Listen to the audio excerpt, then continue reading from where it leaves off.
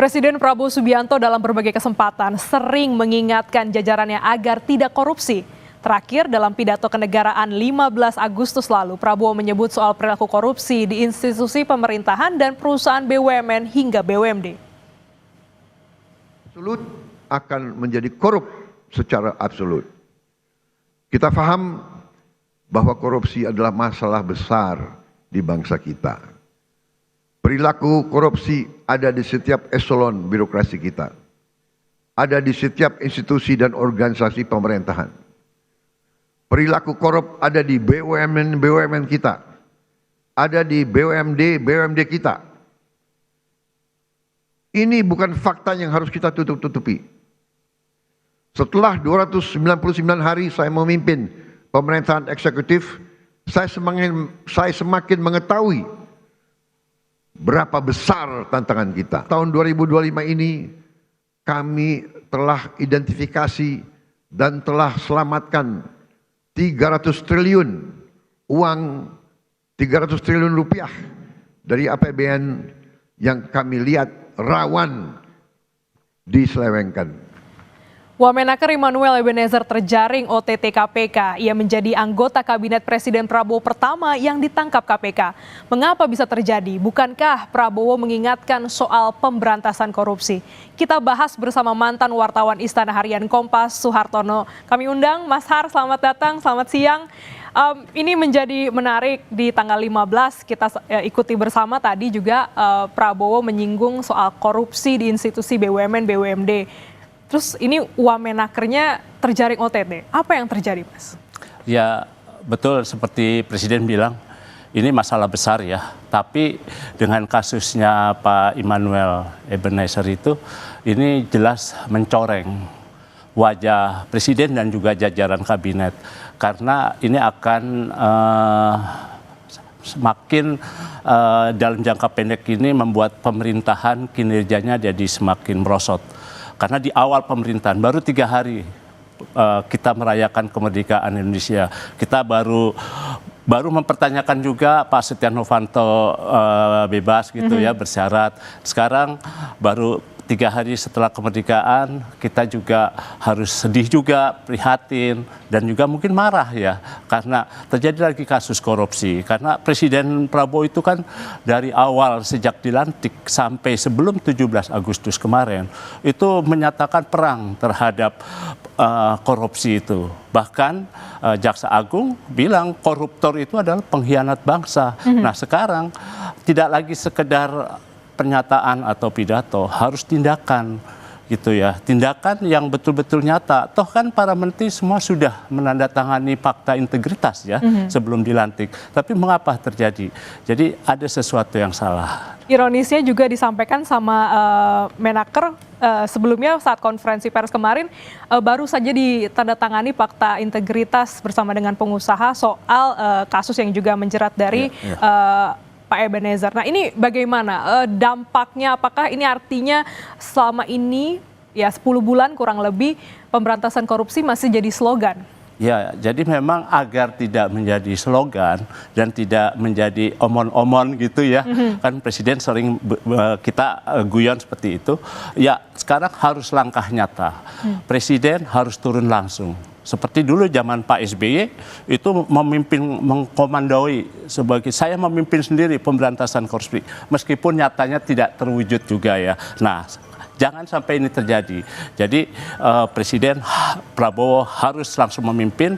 Dia bisa melibatkan aparat-aparatnya. Ada Kejaksaan Agung, ada kepolisian, ada PPATK, dan juga ada Badan Pengendalian Pembangunan atau investigasi ya yang dipimpin oleh Pak Aris. Jadi dengan aparatnya itu Presiden bisa melakukan langkah nyata untuk menghentikan supaya jangan sampai kasus Pak Wamenaker ini terulang lagi kembali. Masih 5 tahun pemerintahan loh, jangka panjang. Jadi bukan lagi slogan, jadi harus tindakan nyata. Bukan sekedar memecat, tapi juga Presiden harus turun langsung, mengawasi.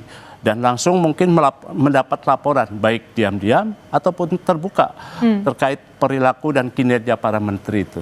Prabowo sebenarnya sudah tegas dari awal perang terhadap korupsi. Sebenarnya dari kejadian ini bagaimana dampaknya terhadap pemerintahan Prabowo? Ya, jangka pendek memang agak berpengaruh ya. Ya, kita nggak tahu nih apa penyebabnya. Misalkan hari ini sebetulnya ada jadwal presiden akan memberikan kepada 80 orang yang dianggap berjasa buat Republik Indonesia akan diberikan tanda kehormatan. Tapi entah kenapa batal hari ini. Ditunda katanya Senin besok. Padahal ini udah mundur loh. Biasanya itu sebelum proklamasi 17 acara itu sudah diberikan. Nah, apakah ini ada pengaruh? Kita belum tahu, tapi yang jelas ini jelas mencoreng pemerintahan dan pukulan berat betul.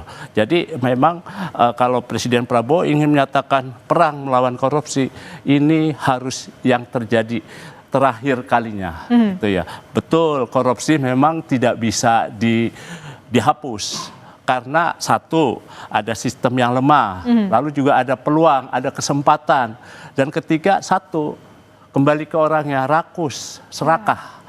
Itu yang membuat terjadinya korupsi. Nah, apakah para menteri kita melakukan ini karena kebutuhan ekonomi? Saya kira tidak. Mereka sudah cukup secara ekonomi maupun sosial.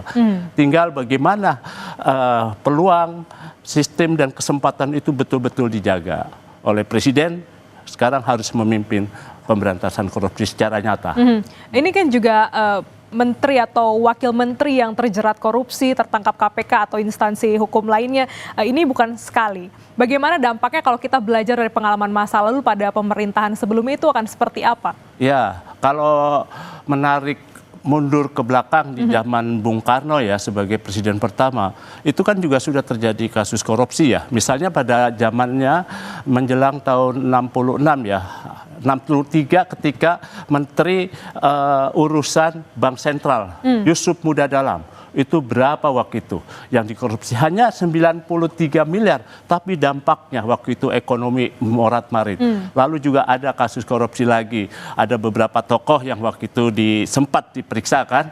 Ada Pak Ruslan Abdul Ghani, meskipun akhirnya lepas. Lalu juga ada Pak Sumitro juga pernah dikaitkan juga dengan kasus itu, tapi ternyata tidak gitu ya. Dan itu terjadi di era Pak Harto juga ada kasus-kasus korupsi itu. Bahkan Pak Harto sendiri kan pernah akan diperiksa dalam kasus dugaan korupsi terhadap 7 yayasannya. Di era presiden yang lain, Pak Habibie juga ada, Pak Menkes Suyudi ya waktu itu ya, yang kemudian baru bergulir, bukan Pak Menkes Suyudi, tapi Pak Bambang Subianto pernah diperiksa sebagai saksi dalam kasus BLBI. Kasus ini tidak ditindaklanjuti. Lalu zamannya Pak Gus Dur juga ada Pak Ahmad Suyudi Menkes, masuk kembali di eranya Bu Mega, beliau juga menjadi menteri, tapi setelah selesai menjadi menteri beliau diperiksa. Di zaman Jokowi, di zaman Megawati, Jokowi, SBY itu juga yang paling banyak adalah di eranya Pak SBY. Ada 3 yang menteri yang terkait korupsi, tapi setelah selesai menjabat. Sedangkan 2 di saat Pak SBY menjabat, yaitu Pak Andi Malarangeng dan Pak Jerowacik. Lalu di era Bu Megawati juga itu ada sekitar 3 atau 4 menteri ya, mulai dari Bu Siti Fadila Supari, lalu juga ada Rokhmin Dahuri, lalu ada Hari Sabarno. Itu setelah menyelesaikan jabatannya baru mereka diperiksa. Di zaman Pak Jokowi itu lebih banyak lagi, ada 6. Dan 3 orang diantaranya yang ketika itu menjabat. Misalkan Pak Juliari Batubara, lalu Pak Edi Prabowo, lalu ada Joni Plate, dan terakhir kan Syahrul Yassin Limpo gitu ya. Sebelumnya tentu ada Pak ini menjadi catatan penting dalam sejarah pemerintahan, terutama Presiden Prabowo yang dari awal sudah menyatakan perang terhadap korupsi. Kita nantikan juga Mas Har, rencananya sore hari ini KPK akan menggelar konferensi pers terkait status dari Wamenaker kita, dan kita nantikan juga langkah tegas dari Presiden Prabowo terkait dengan korupsi hari. Semoga ini yang terakhir. Semoga. Ya. Terima kasih Mas Har untuk waktunya. Sama-sama. Sudah ada di Jurnal Merah Putih.